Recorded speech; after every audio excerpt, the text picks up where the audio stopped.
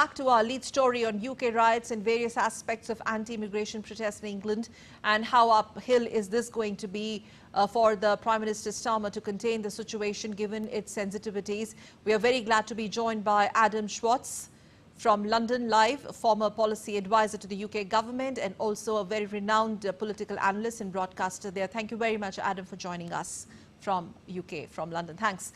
Now, to begin with, handling of situation by the new government and policing, and how do you really see the potential of violence escalating given the weekend? I think the reality is, my expectation is that most of the worst of the rioting will be behind us. The worst of it, I think we saw was last weekend, when really the culmination of this kind of exploitation of this tragedy by far-right rioters really happened, because they were able to build up so much momentum. Of course, we saw that horrible tragedy happened in the UK town of Southport. And really, since then, we saw a huge amount of disinformation and misinformation appear from far-right sources. And that really produced this kind of huge reaction in various towns across the UK. And I say that really culminated in a whole bunch of rioting that happened last weekend. But really, there's been a pretty major response both from the government and from law enforcement then. We've had the police confirm this afternoon that 595 people have been detained since then. About 160 of them have been charged. And we're seeing quite sort of tough sentences imposed against them, which I think is really part of the kind of tactical response that the law enforcement is taking against them, with a view that actually, if rioters see very swift justice against people who are taking the law into their own hands, that actually that will have a deterrent effect. Of course, we saw the far right trying to do the same thing on Wednesday of this week. They released on Telegram a list of about 100 targets that were related to do with immigration services, such as immigration law firms, and called again for their supporters to mobilise. But the reality was actually a humiliation for the far right. We actually saw thousands of counter-demonstrators across the UK appear, and really only a handful of far-right individuals at each of those. I was present at one in North Finchley in North London, and really the response from counter-protesters was overwhelming. So I think there is a chance of further unrest this weekend, where things typically kick off, but I think it's I would suspect it, the worst is really behind us. So this whole narrative of far right being behind these or responsible, the larger question here would be whether the far rights would kind of prompt or trigger a national level discussion, the larger concern about the immigration laws, given that one of the writers, they're citing this as one of the major concerns, or rather the major concern, apparently. That's absolutely right. I mean, that's how they tried to instigate really all this unrest, by originally stating that the suspect involved in the tragedy last week was a Muslim asylum seeker. And in fact, we found out from the police that in fact they weren't. They were British born and they weren't Muslim. But despite that fact, they still sought to take the law into their own hands and riot. But you're absolutely right. Of course, there has been some debate over immigration triggered since then. But I think, to my mind, certainly when you have a situation where people are enacting racist violence, when you have what could really only be described as sort of racist lynch mobs, attacking people in the street who look anything remotely foreign to them, trying to burn down hotels with asylum seekers, and when you have consequently, millions of people who of colour, across the UK who are feeling fearful because of that, those are not the kind of social economic conditions in which it is appropriate to kind of be having a discussion about the composition of society. So I imagine that there are people that still want to talk about migration, and of course there are some politicians, particularly on the right, who are trying to use this to bring up those issues. But really, the reality is immigration is discussed quite heavily in the UK. We've seen the government, or the previous government, Conservative governments, repeatedly talk about the dangers of immigration to the public. And I think, when you have a situation where the highest politicians of the country are repeatedly telling the public that migrants could be a danger, that does have an impact on the ground. So really, I think, migration is something that is heavily talked about in the UK. Okay, I think Adam, in this situation, it's not something that we should be talking about right now, to be honest. Right. But Adam, what do you really read into the responses that are coming from political biggies or figures like Nigel Farage to sort of legitimize these far right?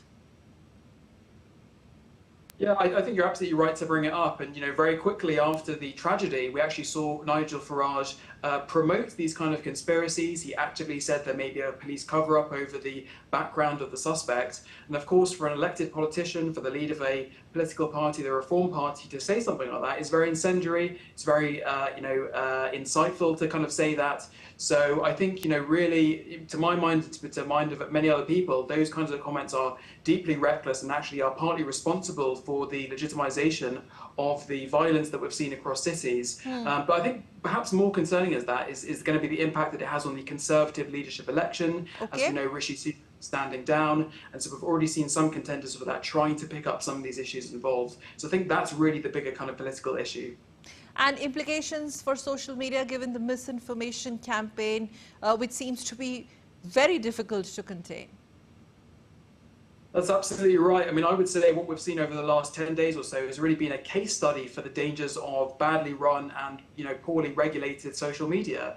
The reality is that we've seen misinformation and disinformation unchecked, spread across social platforms, and that caused, the consequences of which we have seen are so serious. But I think really the government has various different policy tools that it could use. It could continue trying to enforce criminal legislation in the online realms, which I think it is doing, so it could strengthen that.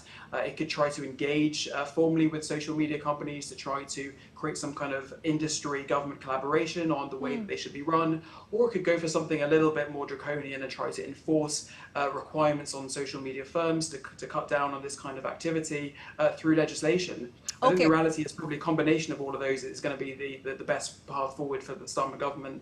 Yeah, Adam, we'd also like to understand from you. Now, many writers apparently are describing themselves as patriots and claiming that high immigration levels were undermining British society. What is the backstory? Well, of course, patriotism is one of the kind of retreats to which people on the far right kind of retreat to. But the reality, to my mind, is that patriots don't go around attacking police officers. They don't go around burning hotels. They don't go around attacking libraries and places of worship. The real patriots, in my view, are the people who, in the mornings afterwards, actually came out and tried to clean up some of the mess. They tried to rebuild some of the damage that they did. We've seen, £200,000 raised for a library that was destroyed. Those are the people who are really fighting for British values, in my opinion. Unacceptable. But they argued also that the immigration fueled violence and that these crimes, violence and crimes, and that the politicians have been favoring migrants. Now, how uphill or how challenging do you think all this is going to be for the Starmer regime to contain this, considering this is something which has erupted soon after he took over and he already had a very long, to-do list? Yeah, I mean, I think you're absolutely right to highlight the fact that, migration, issues to do with migration are very challenging to deal with. And I think it's particularly difficult for Starmer, who has tried to sort of position himself in the political centre on this issue, to try to acknowledge concerns that the public have over immigration. But I think, we're going to see a sort of much more, sort of solutions-based response from the government from, let's say, compared to the previous Conservative governments, which really tried to kind of politically weaponize this issue. I think the reality is that there's nothing politically Starmer can do to try to contain this violence in terms of, creating some kind of policy response. I don't think that would be appropriate. And of course, Starmer has a limited role over the things he can do in terms of law and order, because it's ultimately for the independent police force to do. But I think really what Starmer is trying to do is to create a deterrent, as I mentioned, through enabling the courts to kind of swiftly deliver justice. But I think long term, the thing that really combats far right extremism and issues to do with concern over immigration is actually, real programs in society to kind of increase exposure of people to different cultures, to try to make economic growth inclusive. So I think really, the Starmer government has got those major challenges to focus on if it really wants to kind of bring the country together and to make sure that really no one in society is excluded and really feels that one group is prioritised over the other. There have been 2 weeks of riots, Adam, and last question, and UK government is said to be on high alert. How do you see this, not really preempting, but how do you see this situation panning out from here on? Is it going to be now more political in nature?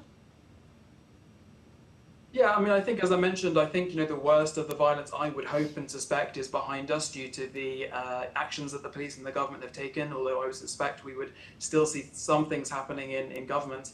I think really, as you mentioned, that the major things that are going to happen going forward are actually the political consequences, the impact on, let's say, the Reform Party and Nigel Farage for what is considered to be their role in sort of encouraging or legitimising this kind of activity that we've seen on the streets.